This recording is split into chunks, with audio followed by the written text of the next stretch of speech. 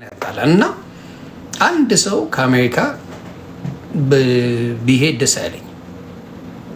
ግን አንዳንዴ እንዳልኩ መነጋገር ይኖራል። ሀሳብ ላንስማማ እንችላለን። እንኳን እኔ እግራችን መንገድ ላይ ስንሄድ ይጋጫል እግር ለእግር።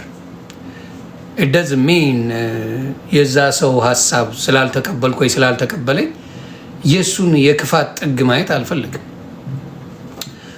ያን ነው የምለው። ስለዚህ ይኑሩበት። አሜሪካን ሀገር ተቀምጣ እኮ ደሃ ብሎ የሚሰድብ አበሻ አለ። አሜሪካን ሀገር ተቀምጣ ግራም የሚደነግጥብ ግራ የሚጋባ ሰው አለ። አሜሪካ ካርዱ ብቻ ግሪን ካርዱ ብቻ ሲቲዝኑ ብቻ $70,000 የምትሸጥበት ሀገር ላይ ሆነ $70,000 አለ በትንሹ።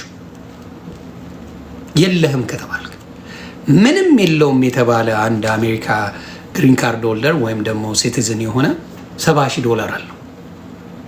ቸገረው ቢባል አንድ ሰው አግብቶ እንትን ማለት ይችላል። ተግባባን። ስለዚህ አንዳንዴ ስንናገር የቱን ከየቱ እንደሆነ አበሻ አያውቅም። ማንን ልናገር፣ ማንን ልተች፣ ማን ይሰማዋል፣ ማን አይሰማውም የሚለው አይገባው። ምክንያቶች ሲያጡብህ የሆነ ነገር ሊሉ ይችላል። አሁንም አሜሪካ ጥሩ ሀገር ናት። እውነቴን ነው የምልህ፣ ጥሩ ሀገር ናት። ካናዳ፣ አውሮፓ በጣም ጥሩ ሀገር ነው። ጥሩ ሀገር። እኔ የማርስ ሁላ ሲቲዝን አለኝ። የማርስ የአሜሪካ ብቻ አይደለም። ማርስ ላይ የመጀመሪያው ኢትዮጵያ የተሰጠው ዮኒ ማኛ ብቻ።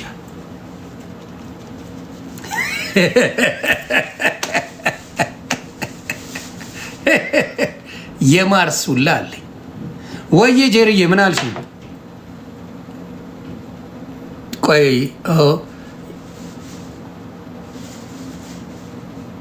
አለ ደሃ አለ። ደሃ የለም አልልሽ። ደሃ አለ። ግን ከኢትዮጵያ ሀብታምነት ከአሜሪካ ደሃነት ቢባል አብዛኛው የሚመርጠው አሜሪካ ደሃ አርጉኝ ነው የሚለው። የአሜሪካ ደሃነትና የኢትዮጵያ ደሃነት ይለያያል። አሁን ለምሳሌ የአሜሪካ ደሃነት መኪና ኖሮሽ፣ ቤት ኖሮሽ፣ ነው የስልክ ኖሮሽ፣ ሁሉ ነገር ኖሮሽ ነው ድህነት። አሜሪካ ኖሮሽ። የአሜሪካ ድህነት አሁን አኬን ብታይ ደሃ ነኝ ይልሃል።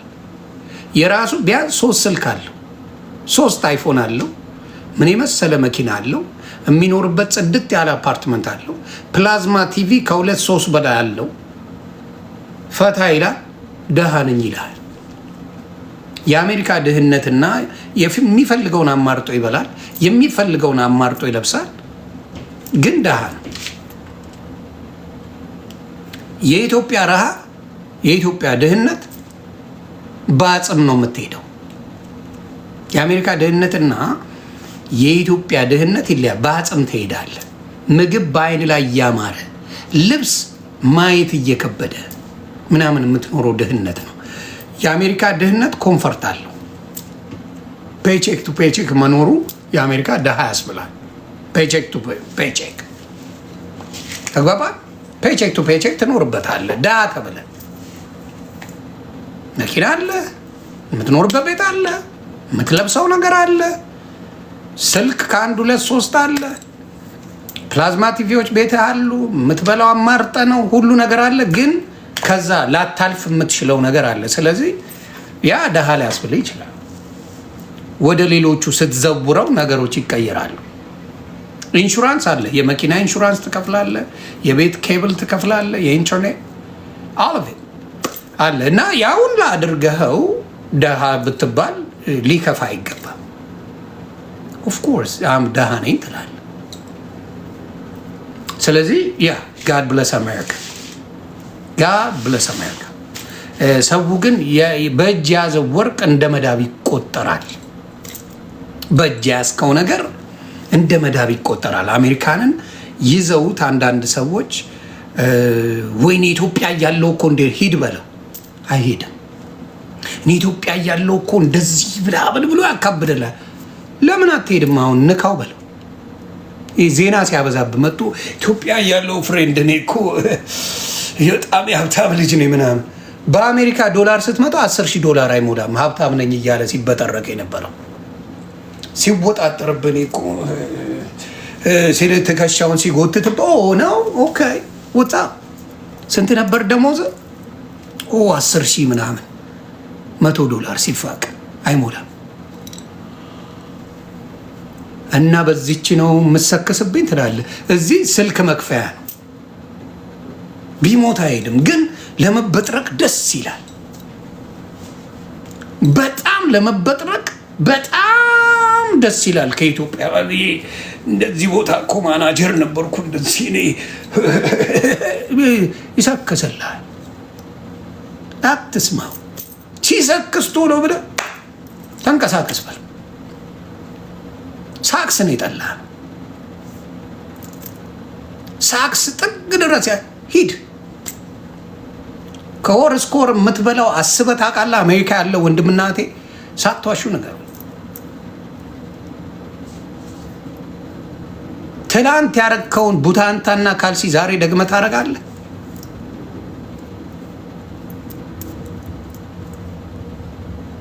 ምስጋና ቢስ ስለሆንን እንጂ አሜሪካ በጣም አሪፍ ሀገር ናት። ትላንት ያደረጋችሁትን በቀን 2 የሚቀይሩ በተለይ ሴቶቻችን በቀን 2-3 ነው የሚቀይረው ልብሳቸው።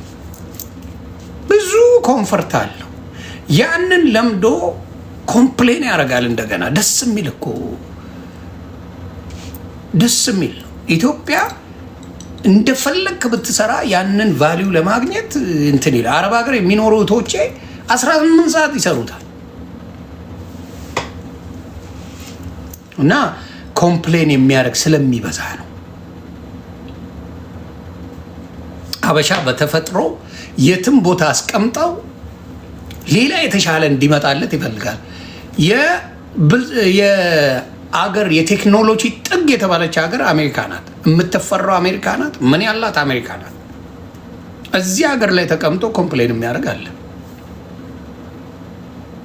በስንት ስለት መጥቶ በስንት ነገር ገብቶ በስንት ውጣ ውረድ አልፎ እዚህም መጥቶ የሚያለቅሳል።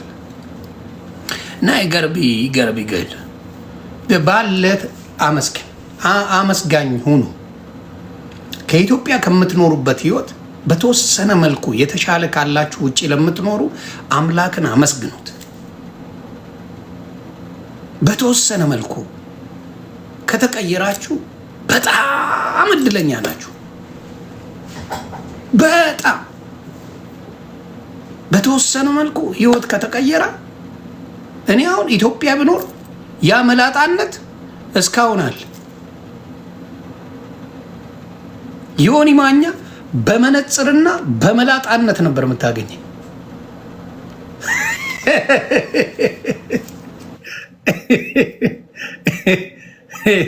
እውነቱን ነው የምነግርህ። ጄሪሻዬ